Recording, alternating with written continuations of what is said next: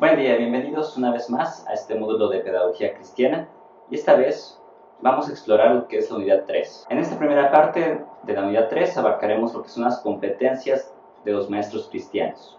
Vamos a dividirlo en dos aspectos.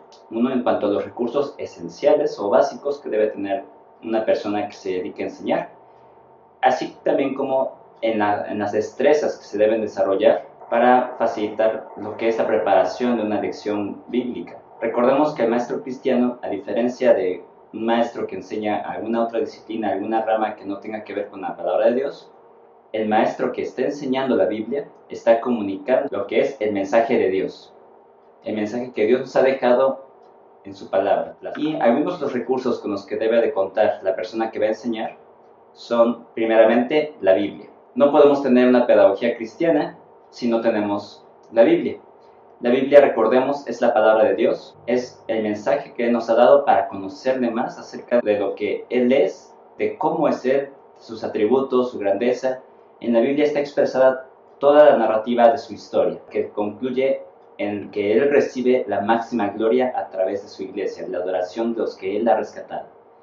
Y ese es el mensaje que estamos transmitiendo a lo largo de nuestras lecciones. Entonces la Biblia es esencial para la clase, para un maestro cristiano. Si quitamos la Biblia y aún así tenemos buenas técnicas, buenos métodos, buen entretenimiento, y quizá enseñemos valores, podríamos hablar de una clase de moral, una clase de desarrollo personal, pero si quitamos la Biblia, no podemos estar hablando de una lección bíblica, no podemos estar hablando de pedagogía cristiana, si es que nos falta la Biblia. También en el proceso de estudiar la palabra de Dios necesitamos otras herramientas que nos ayudan a estudiar mejor la Biblia. La Biblia es suficiente en sí misma. Sin embargo, nosotros somos limitados y estamos en un proceso de crecimiento. Por eso es que hacemos uso de algunos recursos como herramientas de apoyo. Jamás sustituyen la Biblia, pero son un elemento que nos ayuda a comprenderla mejor. Y algunos de estos elementos son los diccionarios. Un diccionario que tenga que ver con nuestro idioma, que es el español, o el idioma en el que se esté enseñando, en algún dialecto, en alguna otra lengua. Sirve mucho para conocer el sentido actual de las palabras que se van manejando. Pero también necesitamos un diccionario bíblico que nos ayuda a entender mejor las palabras o los términos de acuerdo al uso que se le está dando en algún pasaje en particular o en toda la palabra de Dios. Estos diccionarios nos podrán ayudar a tener más información respecto al contexto general, histórico y cultural.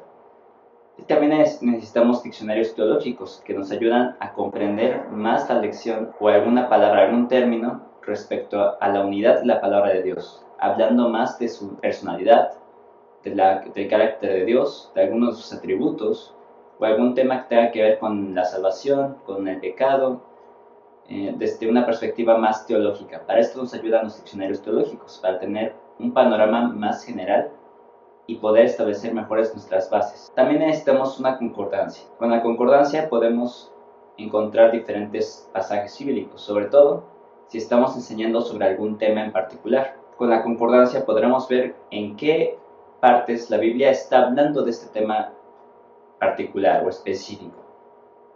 Recordemos que para hacer un estudio temático necesitamos tomar los pasajes en todo su contexto, no los podemos aislar.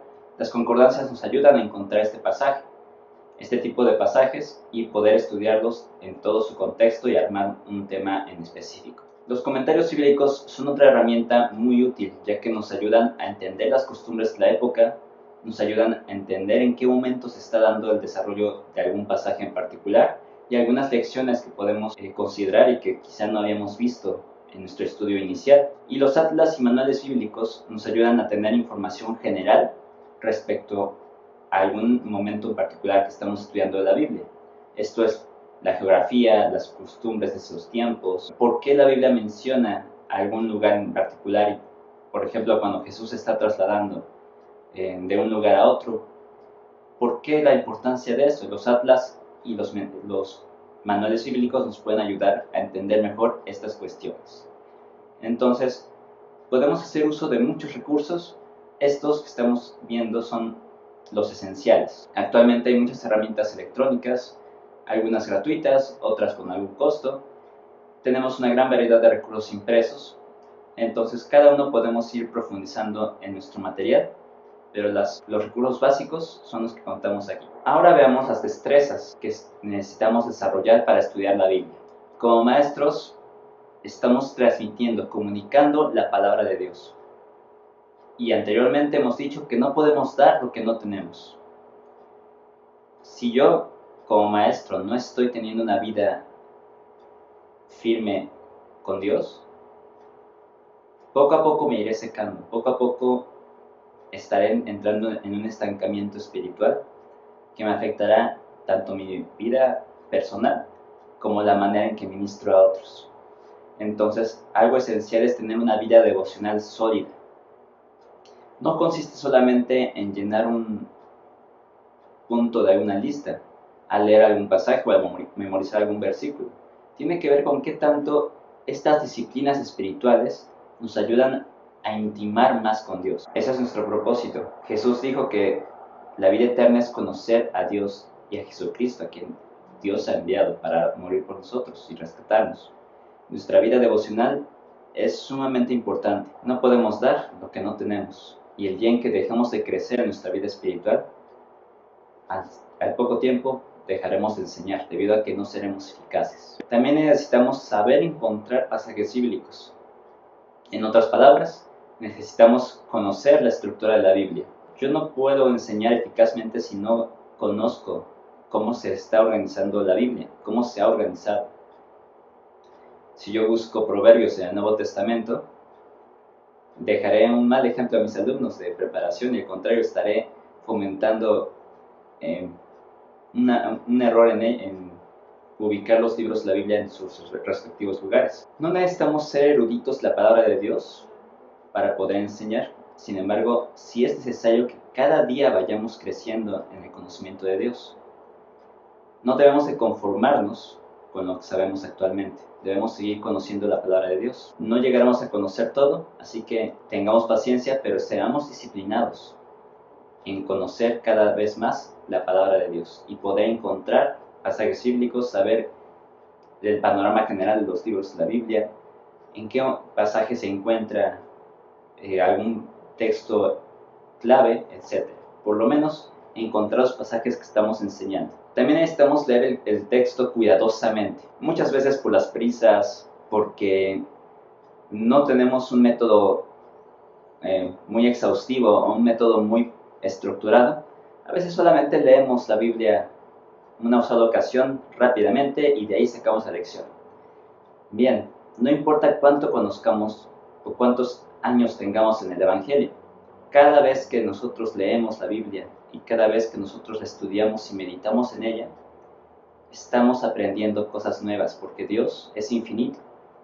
Nosotros somos seres finitos. Entonces, mientras más cuidadosamente leamos la palabra de Dios, más podremos extraer de ella. Podremos encontrar cosas que antes no hayamos visto. Leamos cuidadosamente la palabra de Dios y disfrutemos de leerla. También anotemos las preguntas y las ideas que vayan surgiendo respecto a nuestra lectura. Se recomienda leer por lo menos 3 veces el pasaje que vayamos a enseñar. La primera vez de corrido, la segunda vez un poco más lento, la tercera vez haciendo anotaciones, observaciones, subrayando, y mientras más veces leamos el texto mejor, pero por lo menos leamos 3 veces el texto. Ahora, muchas veces queremos guardar en nuestra mente lo que estamos aprendiendo o extrayendo del texto bíblico. No es malo, sin embargo, nuestra mente puede fallar, nuestra memoria puede fallar a veces. Adrian Rogers decía que la tinta más débil es más fuerte que cualquier memoria. Por esto hay que anotar las preguntas que vayan surgiendo, las ideas de algún texto, ya sea en lápiz, con lápiz y papel, con bolígrafo, con pluma, con algún dispositivo móvil, algún dispositivo electrónico, pero el punto es que estemos registrando lo que vamos aprendiendo de la palabra de Dios. Y necesitamos estudiar el contexto literario que se refiere a la totalidad gramatical donde está el versículo, es decir, el capítulo entero o los versículos anteriores y posteriores al versículo principal que estamos estudiando, conocer el contexto histórico y cultural, lo que sucedía en esa época, lo que sucedía en aquellos tiempos o en aquellas regiones. Para esto nos pueden ayudar mucho los atlas y manuales bíblicos y los comentarios también. También nos ayuda a preparar notas con los puntos principales de la lección que estamos estudiando. Rescatar ideas claves que nosotros queremos destacar para los alumnos. Y otra disciplina, otra destreza básica es hacerle más preguntas al texto. ¿Por qué se dijo esto? ¿Quién lo dijo? ¿Por qué es relevante? Mientras más preguntas hagamos, podemos conocer mejor el texto. Recordemos que las preguntas deben ser preguntas bien estructuradas y busquemos que sean preguntas que nos ayuden a encontrar mejor la información. En sus notas de estudio tienen algunas preguntas que podrán ser de apoyo a este punto. Y bien, pasamos al segundo punto de esta unidad 3. Los métodos y técnicas de enseñanza-aprendizaje. En sus notas verán los métodos de una manera más desglosada. En este video veremos un poco general esta información. Pero necesitamos recordar que una vez que hemos estudiado el texto bíblico o el tema de la lección, vamos a obtener la esencia de este punto, de este pasaje, de esta lección, y vamos a evaluar y seleccionar cuál es el mejor método, es decir, la mejor manera de comunicar esta verdad. Recordemos que la enseñanza no es algo rígido o estático. La enseñanza es un proceso dinámico. Esto es que debemos de ser flexibles. Los métodos que usamos para transmitir la palabra de Dios tienen cierta estructura, tienen cierta manera de hacerlo, de llevarlo a cabo. Sin embargo, tengamos flexibilidad para adaptarlos a nuestra audiencia y a nuestro contexto, a la edad también de nuestros estudiantes y a las características y necesidades de cada uno de ellos. Dice David Fessenden, un método es la forma de presentar el contenido de la lección. Los métodos son el envase que usted utiliza para entregar el agua viva a sus estudiantes.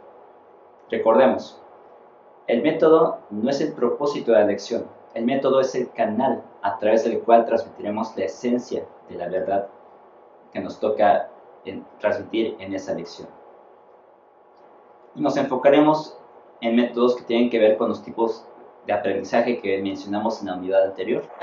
Hay métodos que van funcionando más con algún estilo en particular que otro. No quiere decir que alguien que sea auditivo no pueda aprender con métodos visuales. Sin embargo, requerirá de mayor esfuerzo y requerirá de mayor atención de su parte, lo cual puede traer cierto desgaste. Veamos algunos métodos que funcionan más con los alumnos auditivos, como son la conferencia, el intercambio de ideas, la narración, las parábolas, el panel de expertos, el debate, los grupos de conversación, los estudios de caso.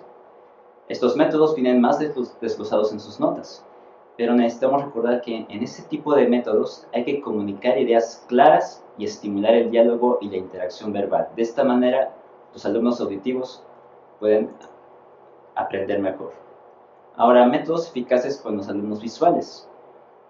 Podemos mencionar las lecciones objetivas, las decoraciones del aula, la imaginería guiada, las pizarras y carteles o los bosquejos o notas. En sus notas tienen más información respecto a cómo funcionan estos métodos, pero recordemos que aquí necesitamos presentar imágenes claras, las ideas a presentar. No divaguemos y tampoco saturemos el aula o los espacios en los cuales estamos enseñando de imágenes o de estímulos visuales. Coloquemos la herramienta visual en un lugar estratégico y que se enfatice, que resalte sobre lo demás. Si llenamos toda el aula de decoración, los alumnos se verán saturados. Su mismo proceso de atención estará distribuyéndose en los diferentes puntos llamativos. Por eso evitemos el exceso de estímulos, ya que pueden convertirse en distractores.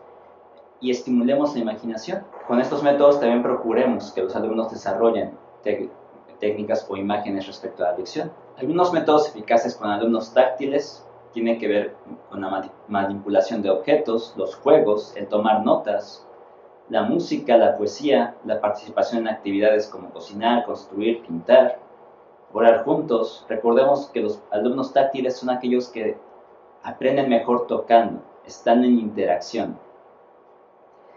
En estos métodos hay que apelar a los sentidos. Hay que fomentar interacción con materiales de estudio y contacto con las emociones. De esta manera llegaremos más a este tipo de estudiantes y favorecer las relaciones interpersonales.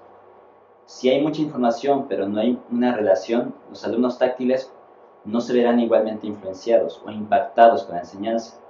Entonces, tomemos en cuenta estos puntos para estos alumnos. Y finalmente, los métodos eficaces con alumnos cinéticos. Recordemos, estos alumnos son los que aprenden más moviéndose.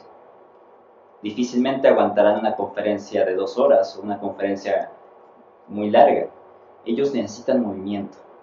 Para ellos, el drama improvisado es una buena opción, el análisis de dramas, la mímica, los juegos, la participación en actividades y las pantomimas, así también como las obras de teatro, los videos, dramatizaciones, arte, búsqueda de objetos y juegos de acción.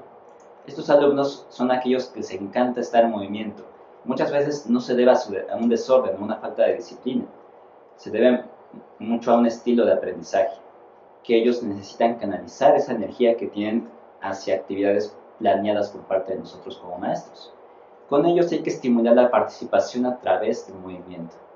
Son alumnos que te pueden ayudar mucho para repartir colores, repartir hojas, para tomar una cartulina, para representar algún pasaje bíblico a través de la actuación. Planea bien la actividad para evitar el descontrol. Ellos tienen mucha energía, este tipo de alumnos. Si la actividad no está bien planeada y organizada, posiblemente tendrás un descontrol en tu grupo, debido a que su energía de estos alumnos superará la orientación que tiene hacia la actividad. Entonces, planea bien la actividad y que el enfoque sea el aprendizaje y no la diversión o pasar el rato de entretenimiento. El aprendizaje no tiene que ser aburrido, pero tampoco tenemos que ir a un extremo, que todo sea juego y relajo y mero entretenimiento. Cuando no planeamos bien la actividad o cuando no definimos bien el objetivo, tenemos el riesgo de que el tiempo de enseñanza se convierta solamente en un juego o en un tiempo de entretenimiento y no habremos aprovechado ese recurso tan valioso que tenemos para transmitir la palabra de Dios. Usemos diversos métodos. No nos quedemos solamente con uno en una lección en particular. Veamos cuál es la mejor manera de transmitir algún método, alguna enseñanza, y de acuerdo a ello, seleccionemos un conjunto de métodos enfocados a cada uno de estos estudiantes. Esperamos que con esta información ustedes puedan ser más efectivos en su ministerio de enseñanza y al ministrar a otros, sus vidas sean bendecidas también. Que Dios les bendiga y nos vemos en la siguiente unidad.